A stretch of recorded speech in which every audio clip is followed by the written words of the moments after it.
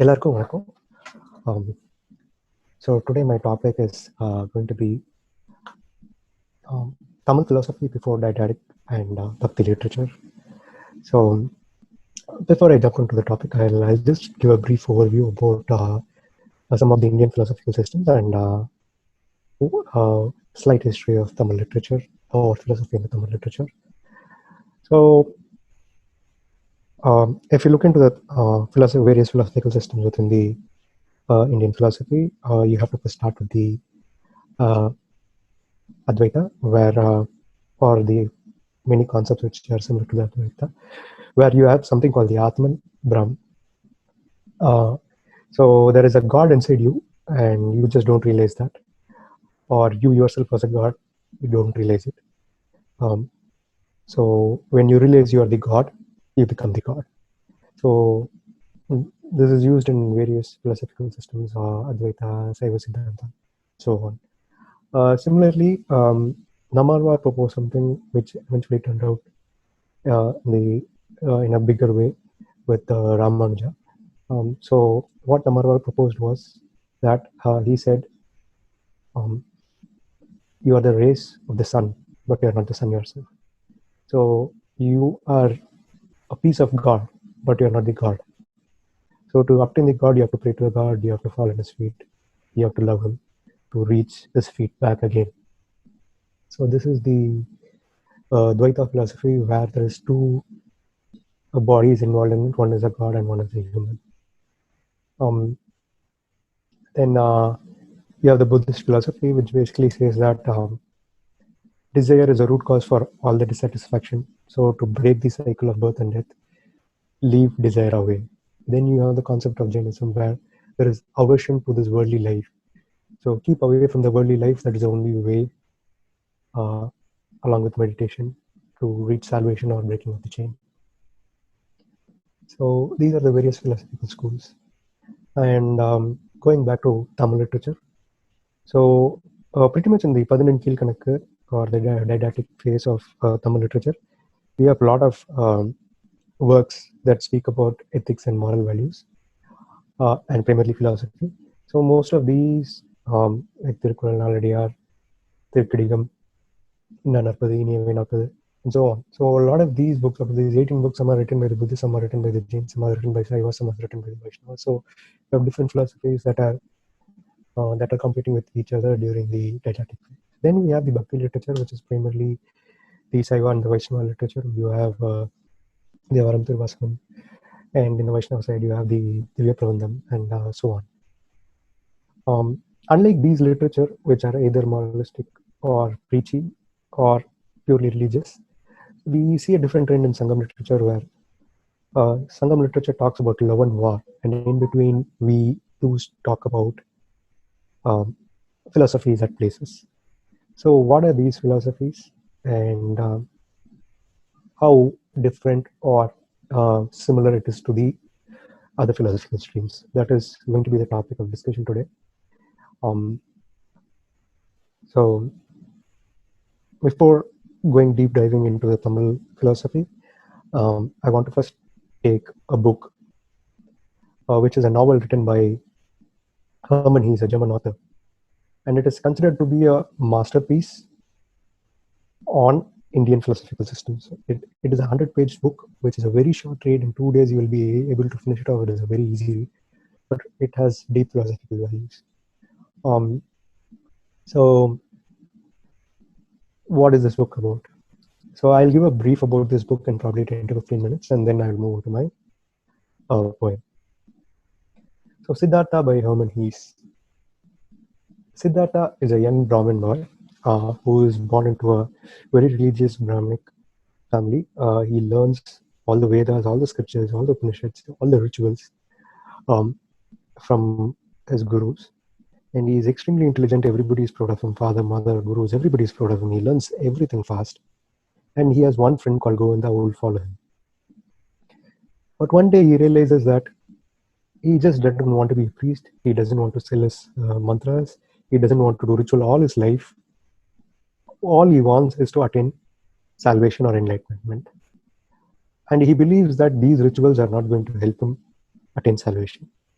So he goes to his father and tells him that, okay, I'm going to quit Hinduism and I'm going to become a samana or the Jain. So he goes into the forest, joins the samanas. He becomes literally naked, except for his loin cloth, and he starts practicing meditation. He learns so much meditation that he could literally escape his body and live as a dog or a wolf or anything he likes to be. He can escape his body and meditate and come back. And he was living through begging. So eventually, one day he realizes that there is no difference between him and a beggar. Oh, sorry, and anybody who's a drunkard. So pretty much like how he is escaping his body and meditating, uh, everybody else is just escaping their routine life and going and drinking, going and playing and having some distractions. So he believes that this way would also never take him to this enlightenment. So he tells Govinda, his friend, who came along with him, that he is going to quit Jainism and figure out some other way. And he also tells that all the gurus in his community who are 70s, 60s, are never going to be able to achieve enlightenment because they just are doing mindless meditations, which is never going to take them anywhere. Probably they are going to attain some peace, but it is not going to help them attain the final goal. At this point of time, there are rumors coming in that there is a person called Gautama Buddha who has attained enlightenment. So Govinda and Siddhartha go and try to meet Buddha. Both of them see Buddha and they feel that he is enlightened. Um, so they meet Buddha and they feel that they have met an enlightened person. And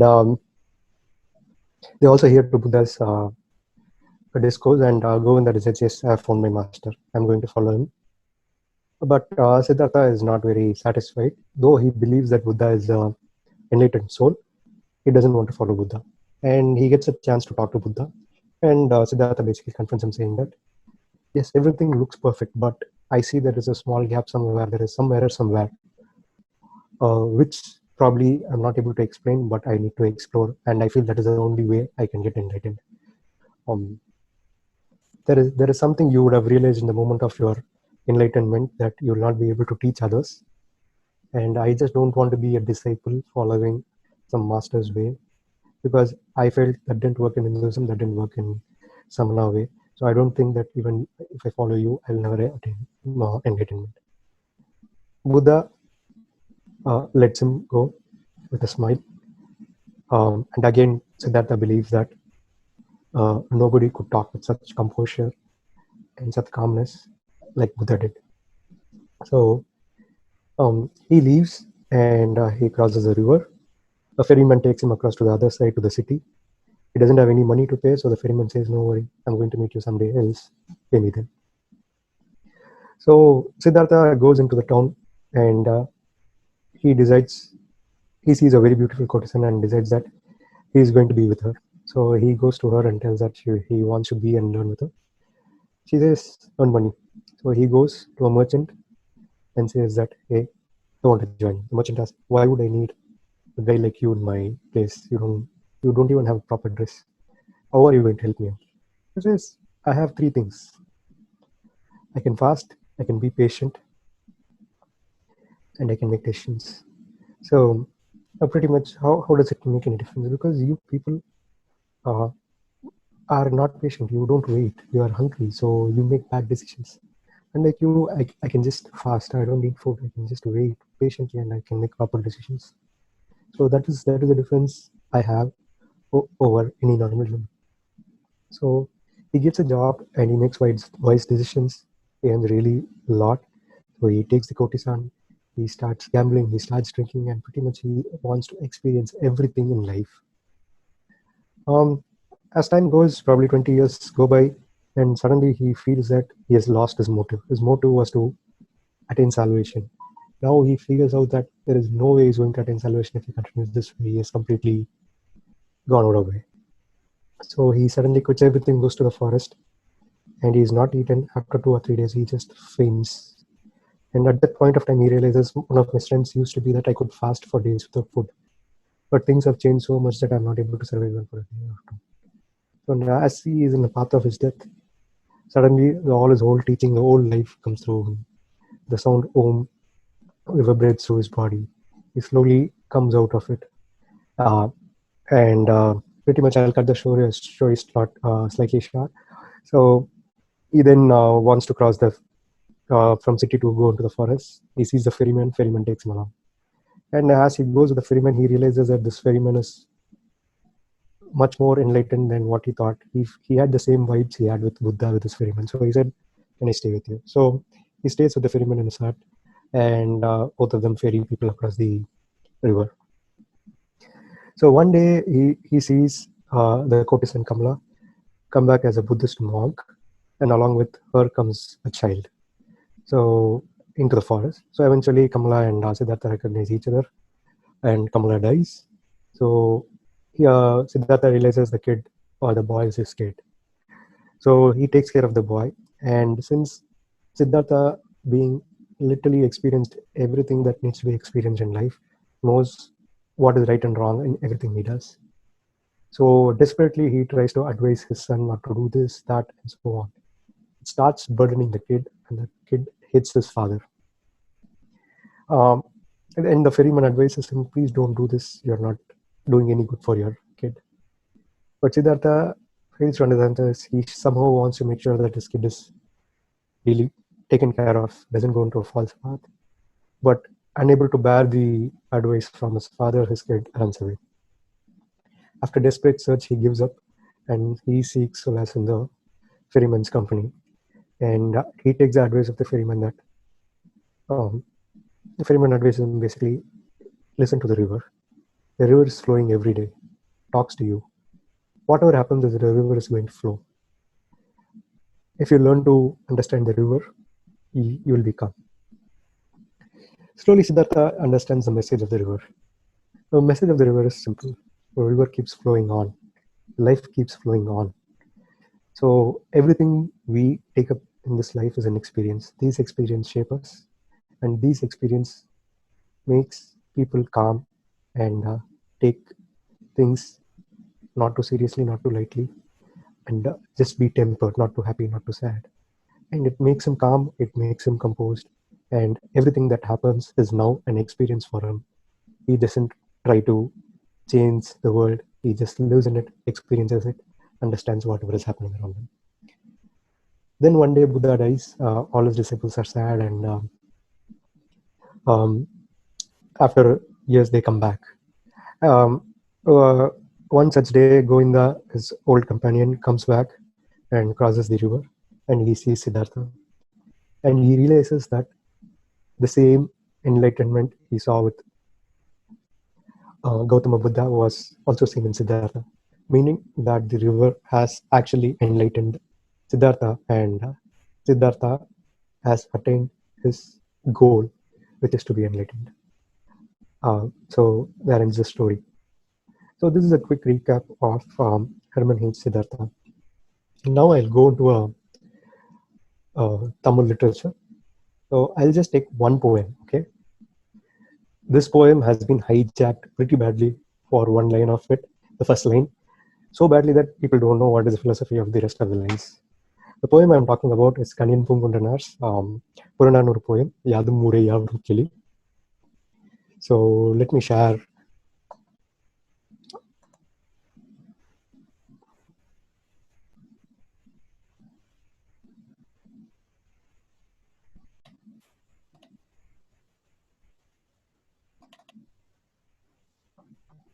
So I'm sharing you the poem here. So this is a poem from Kanyan Pungundanar. So I'll read through the whole poem. Yadum Mure Yavrum Kilir, Thidum Nandrum Pirar Thavara, Nodlum Tanidalum Outurena, Sadalum Puduvendre Waldal, இனிது என மகிழ்தன்று இளமே முனிவின் இன்னாது என்றாலும் இளமே மின்னோடு வானம் தன் துளி தலையில் ஆனது கல் பெருது இறங்கும் மல்லல் பேர் ஆற்று நீர்வழிப்படுவும் புனைபோல் ஆறுயிர் முறைவழிப்படுவும் என்பது திறவோர் காற்றில் தெளிந்தனம் ஆகலும் மாட்சியின் பெரியோரை வியத்தலும் இளமே சிறியோரை இகழ்தலும் இளமே. So let me go through the meaning of this poem line by line. Okay, so Yadam Ure Yavrum Kele, pretty much everybody knows it. So I'm not going through it. So a simple translation would be, every place is my place, everybody is my relative or my kith and kin. So it's pretty much, in the globalized world, this line has been hijacked and used everywhere. But we have to go through the understand the whole poem. So Tidum Nandrum Piradravara. So good and bad does not occur because of others. All the good and bad are purely because of your own actions. Nodalum Panidalum Avaturana. So pain and mitigation, ups and downs, and all other feelings. Sadal, Puduvadandre. Dying is not new. We are being reborn over and over again. So dying is not new. வாழ்தல் இனிதன மகிழ்ந்தென்றும் இளமே. So we don't celebrate life. முனிவன் இன்னாது என்றலும் இளமே. And we don't averse life as well. மின்னோடு வானம் தன் துளி ஆனது கல் பெரிது இறங்கு மல்லல் பேர் ஆற்று. So the rain which falls down from the lightning sky, when it hits a rock and roars and becomes a big river or a forceful river.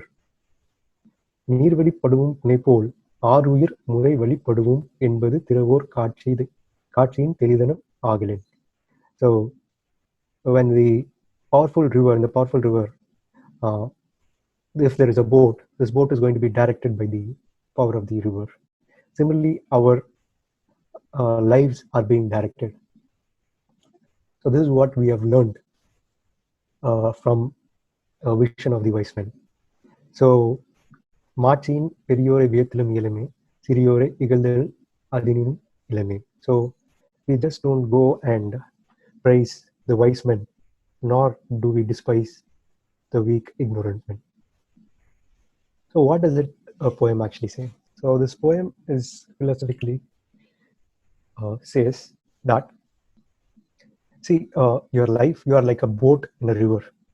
So the origin and the destination are already been decided. So origin is your birth, death is your destination. The river is going to flow. The river is going to take you to your destination, which is your death. So you are flowing in this river. While you are flowing in this river, you can make as many direction changes as you want. It is forcefully taking you. You can either sit back, relax, and go along the way, or you can make as many changes as you want, trying to change the destiny. But eventually, the river is going to take you to your destination. So when you know this is how life is, you have to understand that there is no distinction between one place and another. It doesn't matter whether you're living in India, you're living in China, or living anywhere. So just don't think you are living in a great place or somebody else is living in a great place. Every place is the same. Every place is the same. There is no difference. Every people is the same. There is no ups or downs. Everybody is the same. Realize that. We are all driven by the same river. We are going to reach the same destination. So everybody is the same.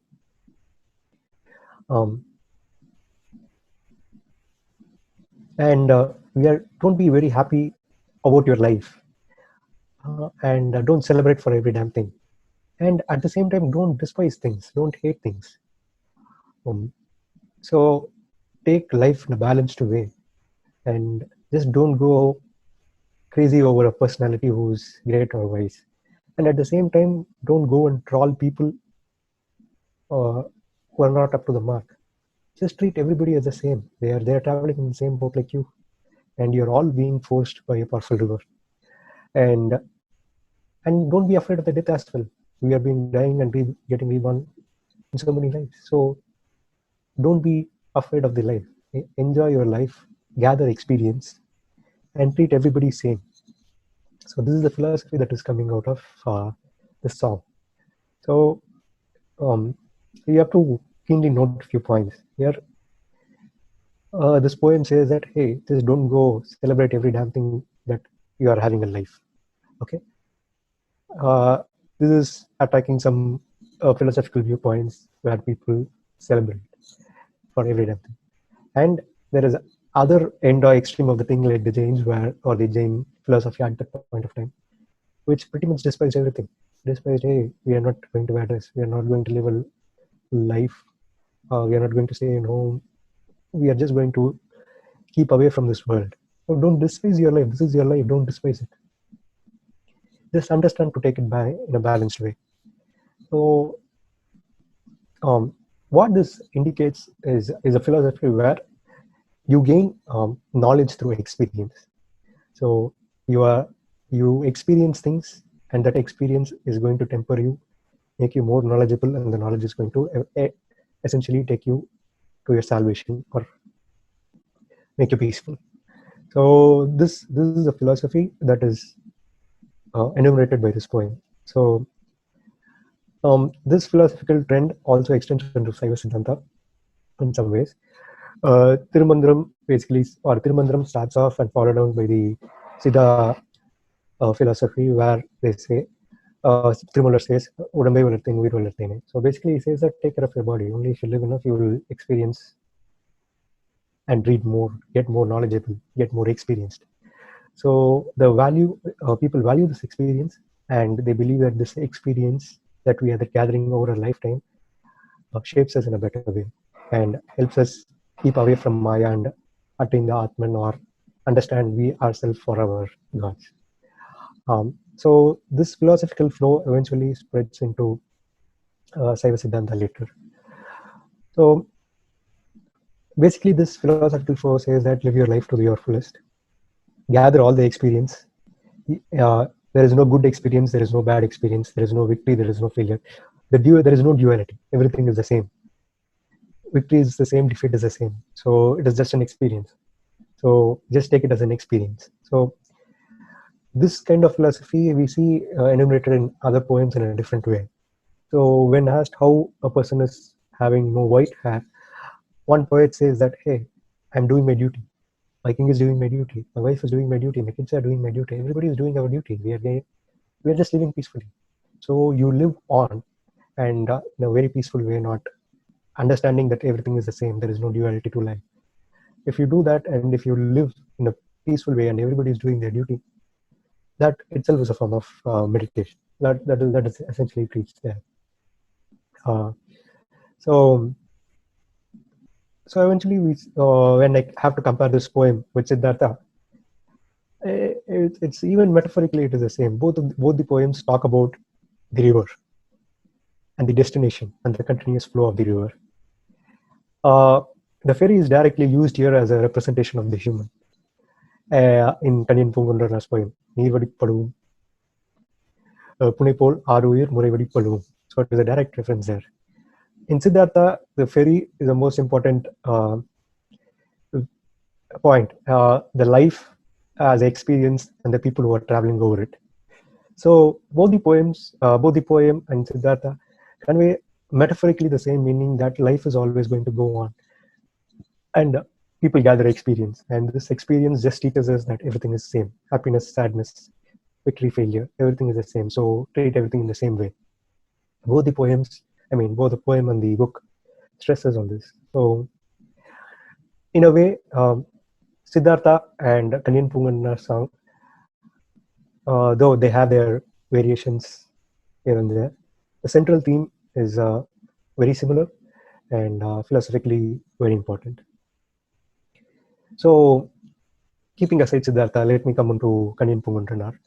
So, this Kanyan Pungundranar philosophy of not completely taking in Dvaita or the Buddhist or the Jainist school, this viewpoint of living the life and predetermined life. The life is already determined, so it is going to travel. You are just passing through it like a boat on the river. This comes from a philosophical school called Advaita. This was found around 5th century BC and made popular during the Maurya Empire, Bindusara. And this philosophy, they firmly believe that there is everything in your life is already predetermined.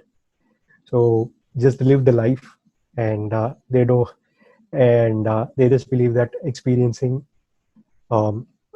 would shape your life. Or simply to put in one line, I could use one of the Vairamuthu's lyrics. தப்புகள் இல்லை என்றால் தத்துவம் இல்லையடா, தத்துவங்கள் பிறக்கட்டும் தப்பு பண்ணிட்டு. So it is pretty much that you learn from your experience, so go live your life.